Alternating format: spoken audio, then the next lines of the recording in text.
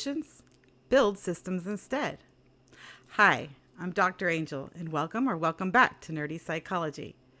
Today we're tackling something I know so many of you guys can relate to.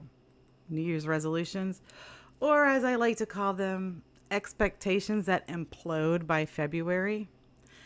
Be honest, how many times have you made a resolution only to completely forget about it by March? Have you gone to the gym in the month of February, the first week after the new year? It's full of people. People are everywhere.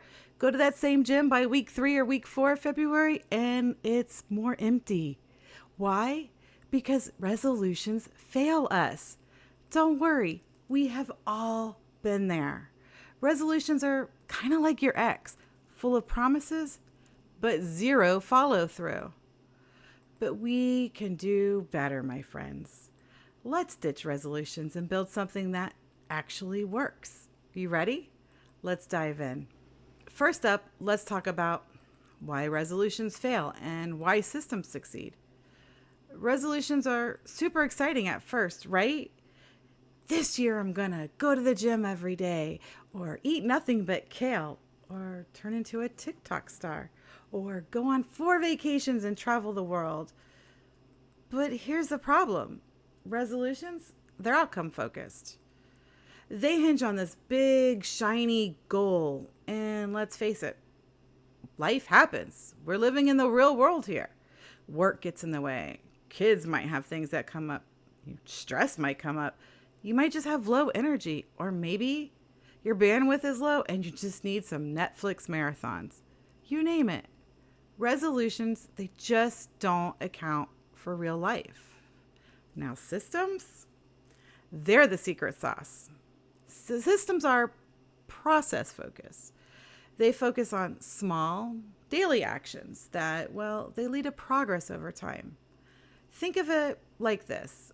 A resolution is saying, I want to run a marathon. But a system is saying, I'll run 3 times a week and gradually increase my distance. Which one sounds more doable? So why systems work? Here's a truth bomb for you. You do not rise to the level of your goals. You fall to the level of your systems. If you don't have systems, we fall to those levels. Shout out to James Clear for that quote. Systems are about creating habits. And that brings us to the point number 2, the science of habit formation. The habit loop is cue, routine, reward. Our brains are wired for habits, and every habit follows the loop. But here's what happens in our brain. Our brains can be a little bit lazy, and think of it like a forest.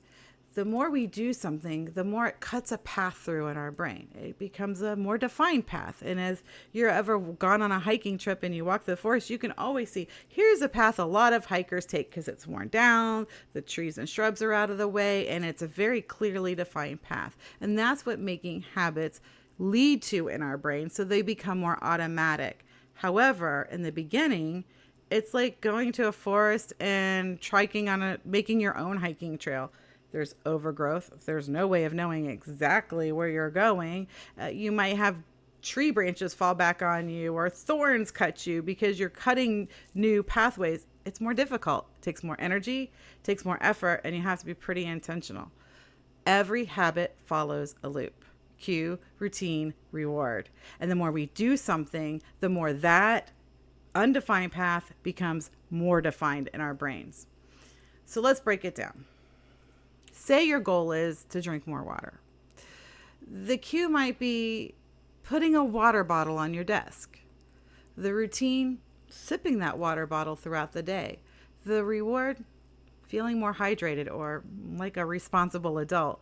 Like, the key is to make the cue obvious, the routine simple, and the reward satisfying. And it has to be satisfying for you. You have to find the purpose and the reward for what you're doing here. If you're trying to make a change because someone else wants you to make a change and it doesn't fit your life or your values or your desires, the change is really going to be difficult to happen if it happens at all. And a pro tip, make sure we're starting small. Like, ridiculously small. Drink 1 glass of water a day. It may not seem like much, but over time, an extra glass of water adds up. Here's another example. Like, say you want to start meditating regularly. A cue could be setting an alarm or placing a medication app or